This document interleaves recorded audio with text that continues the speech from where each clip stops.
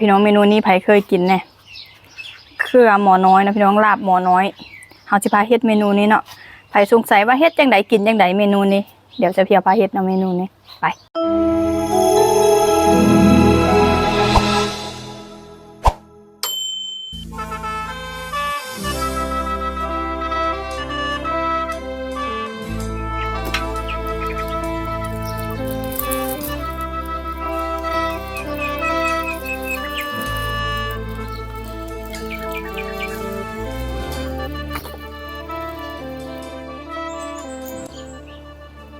สบายดีพี่น้องอยู่กับช่องคิดเทพกับสาวลาวนี่เขาได้เครือหมอน้อยมาพี่น้อง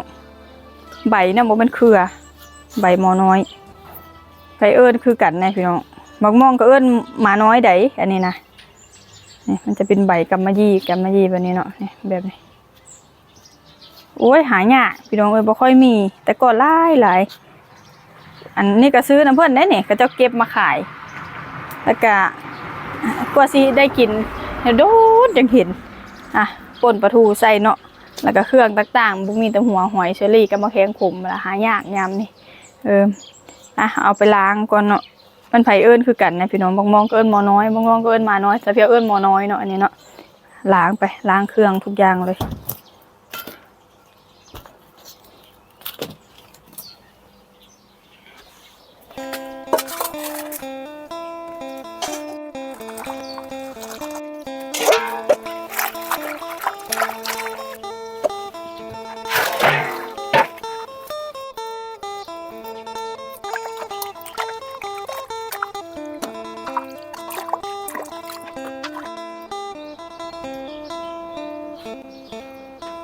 พี่น้องเขาก็จะหั่นเครื่องก่อน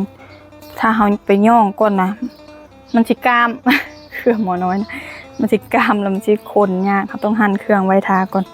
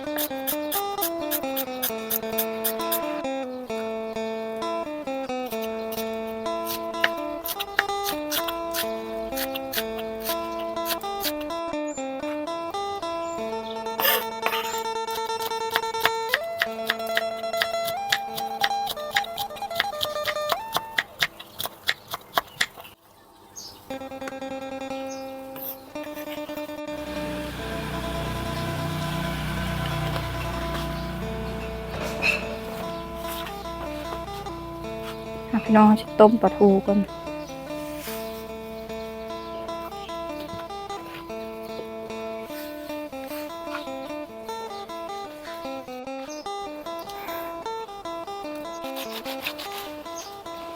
พี่น้องเขาก็มาย่องเนาะเฮ็ดคือซักผ้านี่เฮ็ดจังซี่อันมือนี่ล้างแล้วเด้อ บ่ได้ใส่ถุงมือเนาะมันบ่ถนัดตรงมือเปล่าแล้วก็ล้างเอาเป็นหยังดอกที่มือเจ้าของเองมันจะเข้มๆนัวๆแซ่บ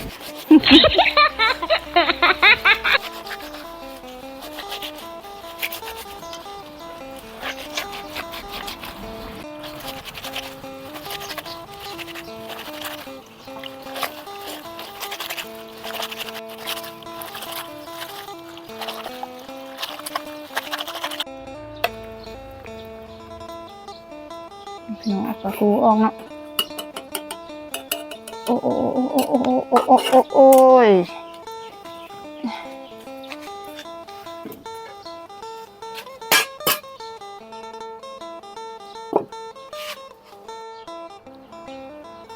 อันคันนี่ยังบ่แล้วอยู่ต้องแล่นมาตัวนี้ก่อนเพราะว่าเราต้องเฮ็ดพวกนี้มันแล้วก็ลืมมันจะแค้นนะคนบ่ได้อันเฮ็ดคือกัดกับลาบเท่าเลยพี่น้องแต่ว่าเพียงแต่ทำบ่ได้ใส่น้ำต้มปลาแดกแค่นั้นเนาะ พ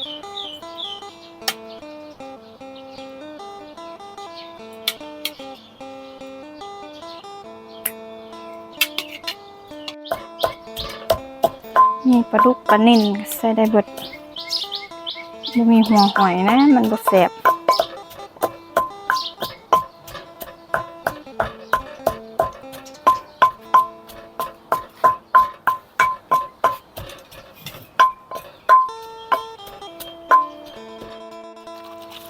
ยังหมดแล้วนะมาคั้นต่ออีก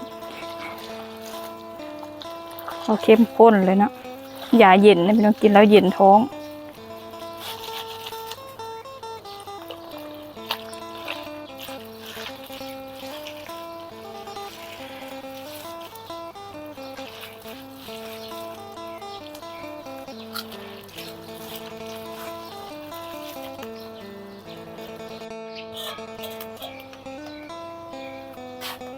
พี่น้องเขาก็จะมากรองเอาเศษอันใบอันนี้ออกเนาะมันจะเป็นวุ้นๆเนาะคล้ายๆอันอย่างก็เฉาก๊วยนะพี่น้องถ้ามันแข็งมันกรามนะเซตโตเนาะ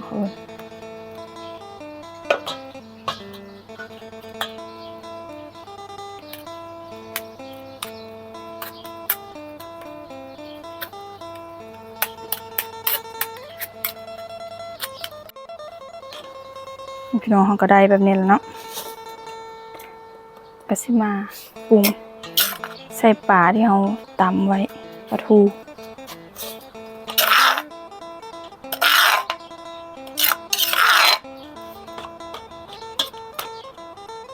หลายคักปลาก็ได้ คิดว่าน้อยเดี๋ยวนี้โอ้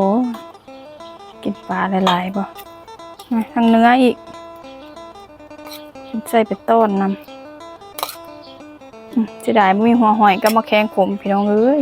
ยามนี่หายอย่างเนาะหอยเชอรี่เพราะมันบ่แม่นยามฝนยังบ่ค่อยมีปานใดมีอยู่แต่มีบ่หลายเครื่องหลายหรือบ่หลายแท้พี่น้องปรุงน้ำมันนี้เนาะฟ้าปรุงย่ามันแค้นย่ามันกามมะเพ็ดประเด็ด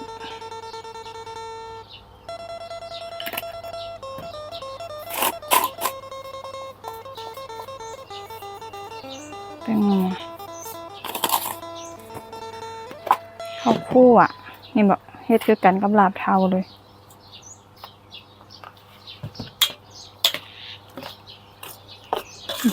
หอมแล้วบัดนี้โอ้โหเครื่องหลายแบบนี้นะสาวเพียวคิดว่ามันน่าจะจับตัวยากถ้าเครื่องโบราณมันจะเป็นแผ่นไงอันนี้เครื่องหลายจับตูเป็นก้อนยากพี่น้องเชื่อบ่ มันจะจับตูเป็นแผ่นบ่ค่อยได้เพราะว่าเครื่องหลายกับบ่จักแหละลองเบิ่งเนาะบางทีมันอาจจะจับตูก็ได้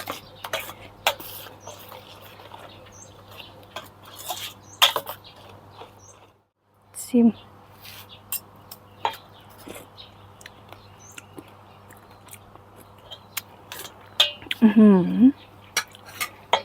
แซ่บจักจางจักหน่อย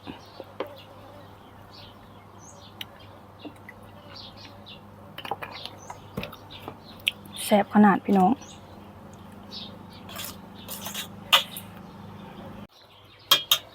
พี่น้องอร่อยแล้วเราก็มาใส่ถาดอันถาดแบบคือนึ่งขนม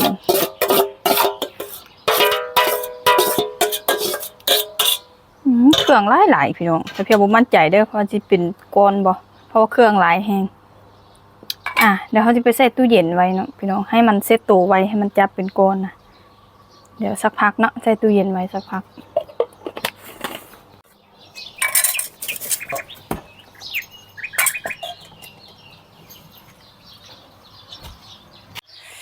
พี่น้องเขาแช่ตู้เย็นมาเลยแล้วก็บกทันแค้นคักปานใดดอกแช่บึดเดียวนี่มันก็จะเป็นแบบนี้อันเครื่องหลายเนาะมันกับบทันมันโบแน่นคักก็จะมาปาดปาดขนมปาดนี่มาตักน้ำมันนี่มันโบอันเป็นนันก้อนเพราะว่าเครื่องหลายคือว่าละ